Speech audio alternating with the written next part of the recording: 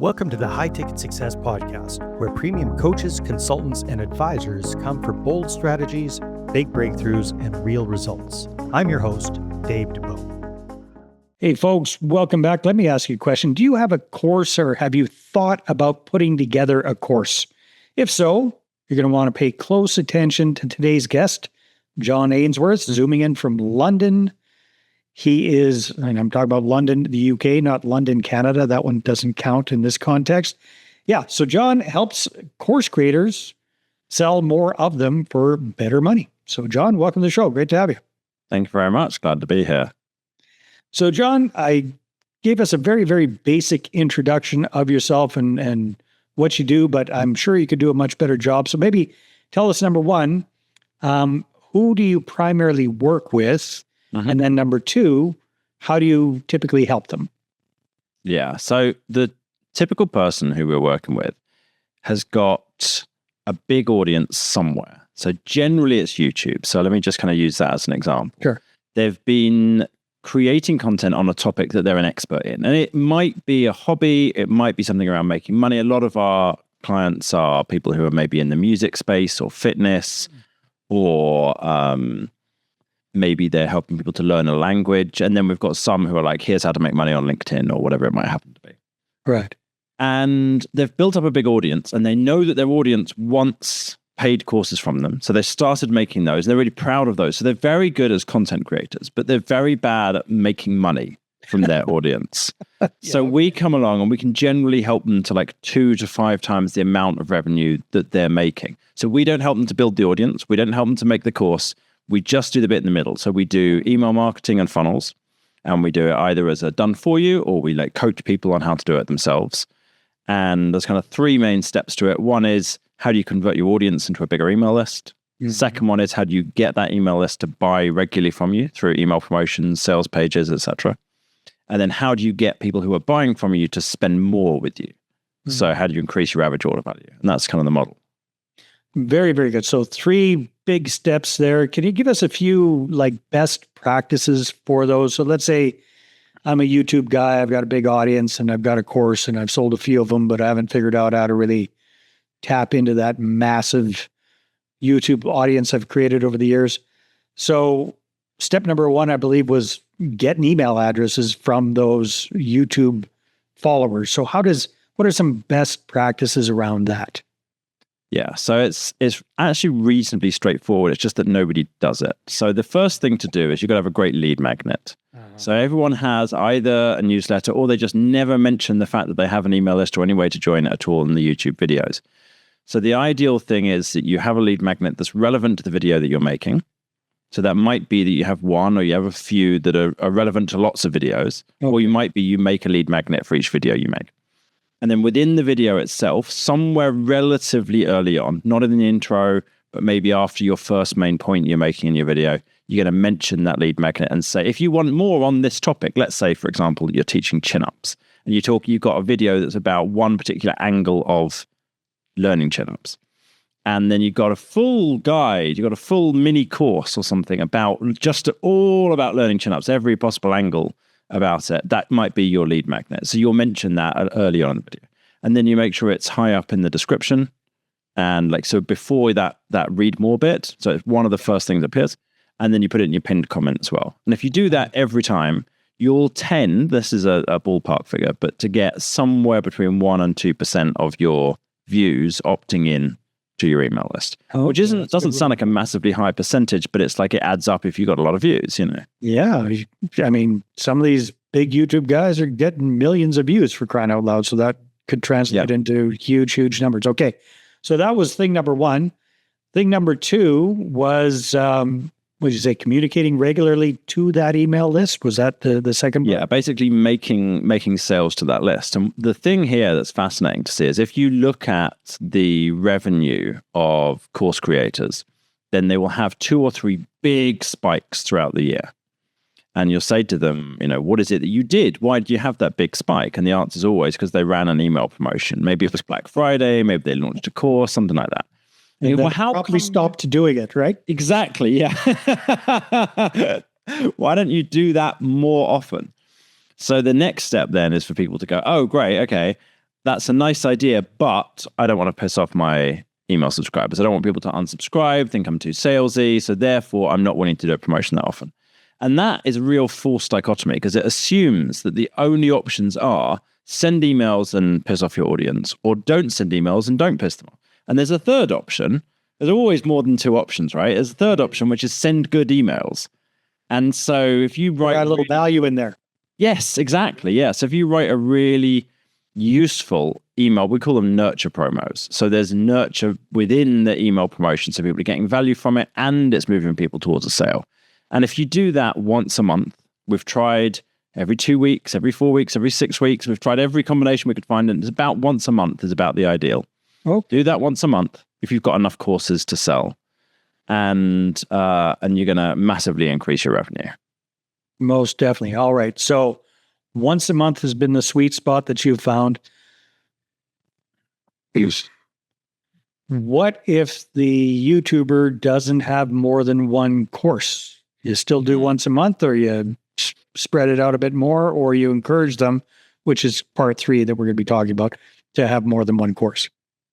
Yeah, so I definitely would encourage them to have more than one course. Yeah. So people do run successful course businesses with just one course, but in my experience, you can run it much more successfully if you have multiple courses. You have more than one thing for your most loyal, happy customers to buy. Let them buy something else from you, So yes, they should make more. We have done the same course promoted 10 months in a row before and managed to make it work, but it's a hard slog. It's much better if you could only promote something every 3 to 6 months, because you're probably going to put it on discount as well. And if people know that it's on discount every month, well, they're just going to, there's no urgency anymore. Yeah. So what I say to people is, well, let's have a look at what you do have. Maybe you could do some coaching that goes along with it. So it's not just the course. 1 month, you're also going to do a 4-week or 6-week cohort that goes along with that. Maybe you're going to break a little bit of that course out. Maybe you're selling a course that's $300. What if we break out a couple of modules from it that you just sell for $100?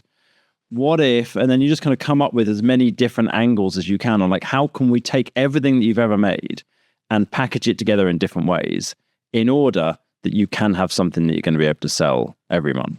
And then a certain amount of it is you're going to be making more courses. Of course. Yeah. Okay. Well, it's just common sense, isn't it, John? But it's getting it done. That's the challenge. Mm-hmm. That's the big value that you bring to the table. It's, showing people step by step exactly what to do, or better yet, doing it for them so they don't have to think too hard about it. Now, what's your favorite success story of one of the clients that you've worked with that's kind of gone through all of this and just kind of knocked it out of the park? Yeah, we had an architect we were working with, and he'd been doing pretty well. He was making about $20,000 a month from his courses. He had a very big YouTube channel, over 1 million subscribers. And he was an architect. He's talking an about architect stuff. Yeah, he was teaching other architects how to run their architecture practice better. And he had 1 million subscribers to his YouTube channel. Yeah. That's mind-boggling. No, very good videos. It's absolutely fantastic. And I looked at that, I was just like, but it's clear you should be making so much more money than you So are. how much was he charging for his course, if you remember? I think that there were a number of them, but they were between maybe about $79 and maybe $500 was the most expensive. Okay. Something like that. Mm-hmm. And we managed to grow his email list considerably, and then we started running email promotions for him. And when we were running the first promotion for him, he was actually on a trip as a birthday trip with his wife, and they're out on a yacht or some kind of boat, and they get back into shore, and he checks his phone straight away to see how many sales he's made. And he's kind of a little bit in shock, and he shows it to his wife, shows his phone to his wife, and she goes, well, no, that can't be right.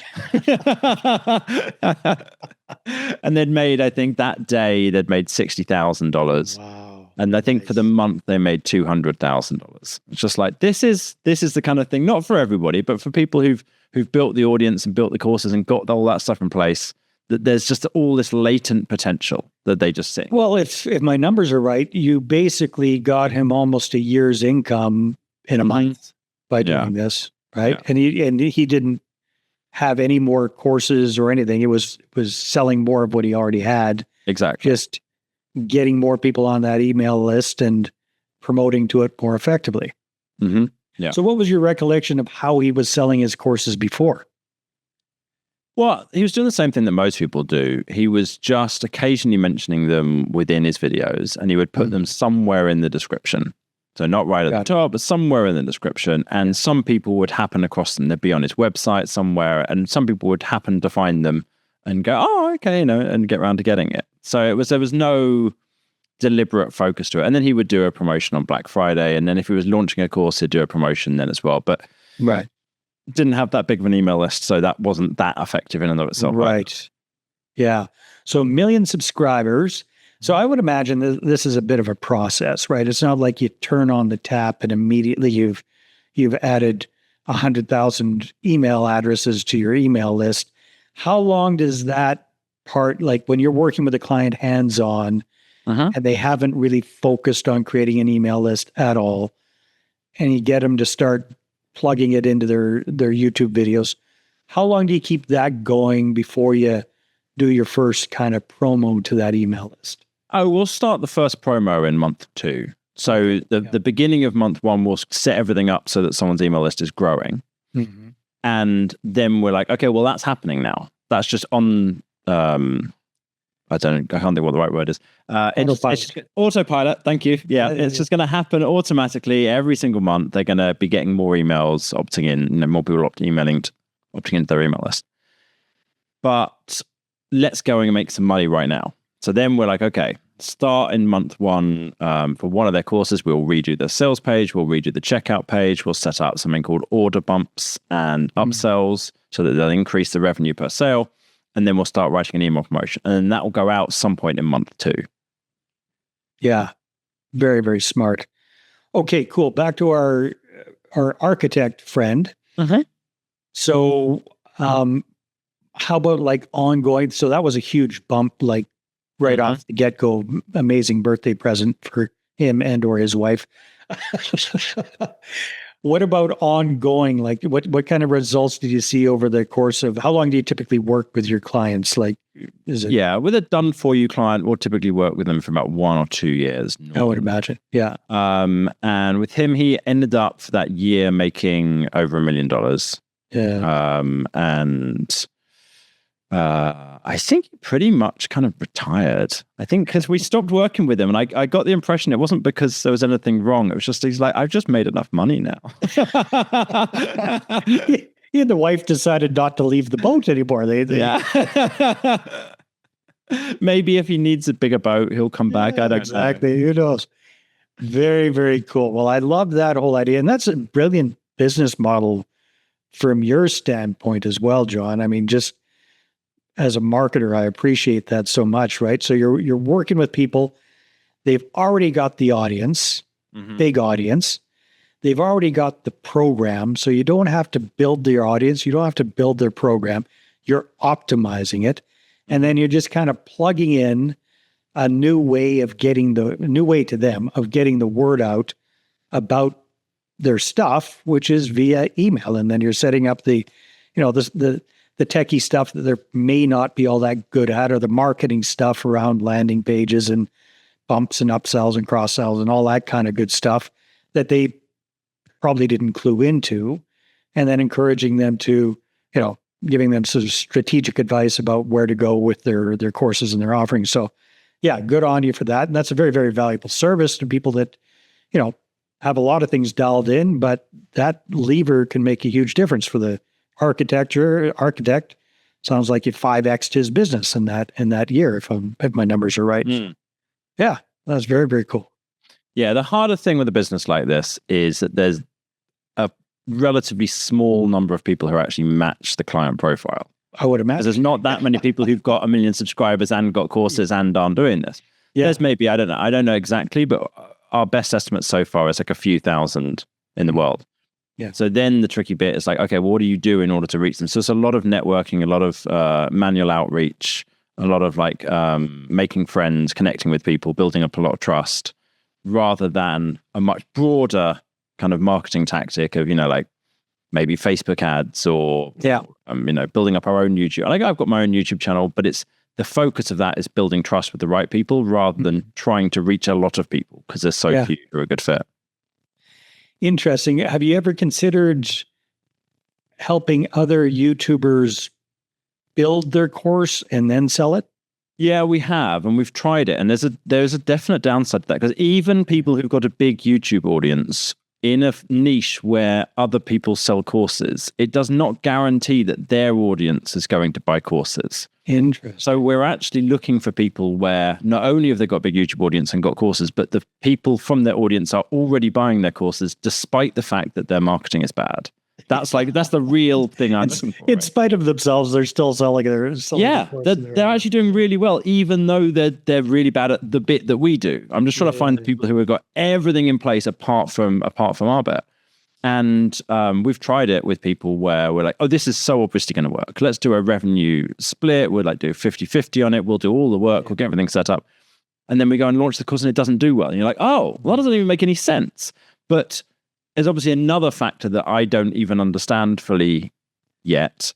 Yeah. That for some audiences, that's just not quite the right fit. Or maybe that audience would buy courses, but they won't buy that course or something. I don't know exactly. Yeah. Yeah.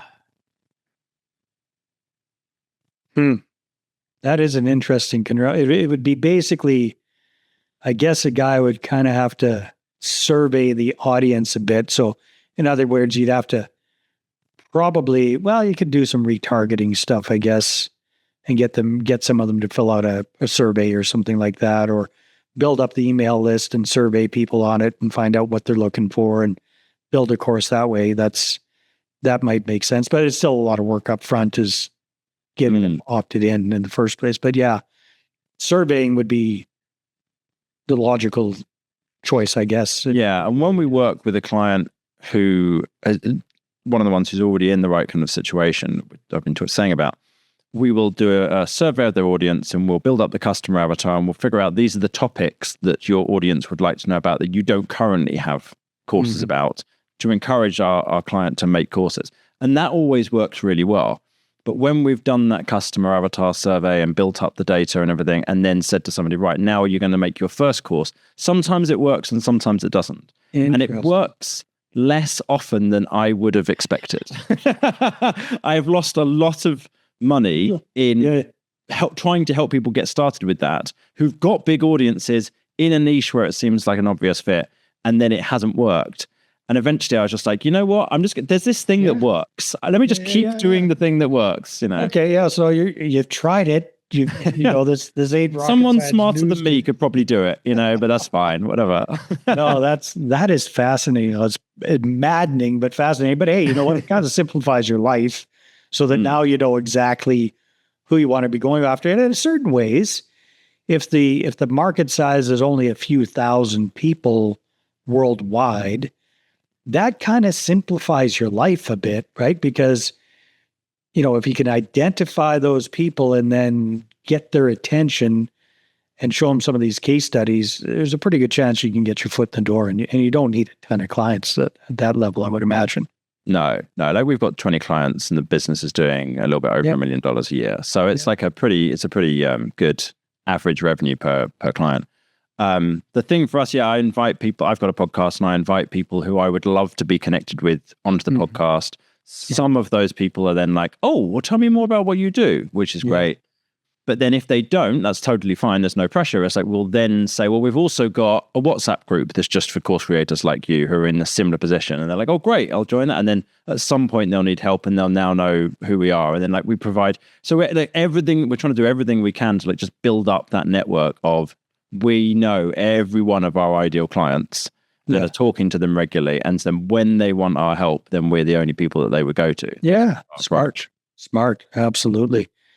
Yeah. The only other thing I might test if I were you would be like some crazy direct mail type stuff, like FedExing them a box of something. I mean, because the lifetime value of one of your clients is huge for you.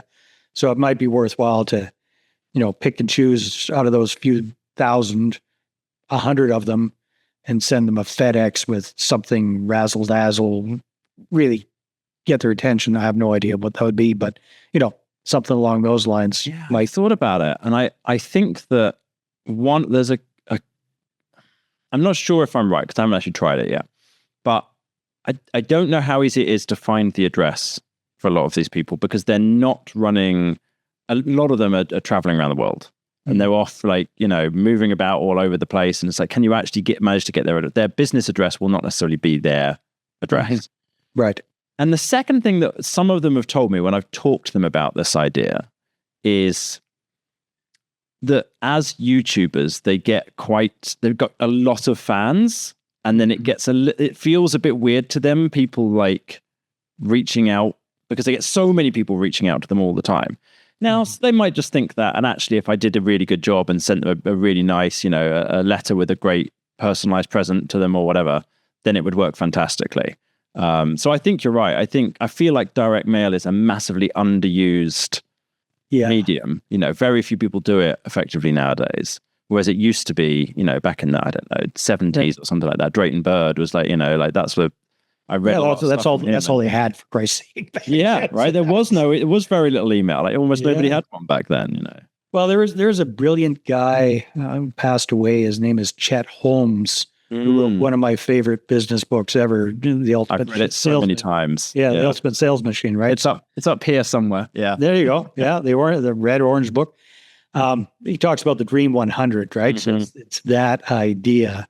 And then, Russell Brunson launched ClickFunnels with that exact process. He created his Dream 100 affiliates, and can't remember what the hell he sent them, but it was something that was like a wow factor that really woke him up. So you might have fun with it, test 100 and really you only need one. Yeah. You only need one for it to pay for itself many times over. That's for sure. So no, that's very, very cool, John. Well, thank you very much for explaining what you do. That's fantastic. I'm not sure how many of the folks that tune into this podcast are going to be top 0.0001% YouTubers, but if they are, they should definitely check you out. And in the meantime, what's the best way for people to connect with you or find out more about you? The best thing is probably my podcast. So it's called The Art of Selling Online Courses. And we've got a lot of people in the audience there who are much, much smaller than the ones we're working with for Done For You, So I know it's helped a lot of people. And so that's a really good place to start. So you can get that either just search for The Art of Selling Online Courses in your podcast player or go to datadrivenmarketing.co/podcast and you'll get the links there. Wonderful. John, thanks so much for being on the show. This has been a lot of fun. Great. Thanks, Dave. All right, everybody, take care, and we will see you on the next one. Thanks for listening to the High Ticket Success Podcast. Want to be featured? Share your story and inspire other premium coaches, consultants, and advisors? Apply now at highticketsuccesspodcast.com/guest.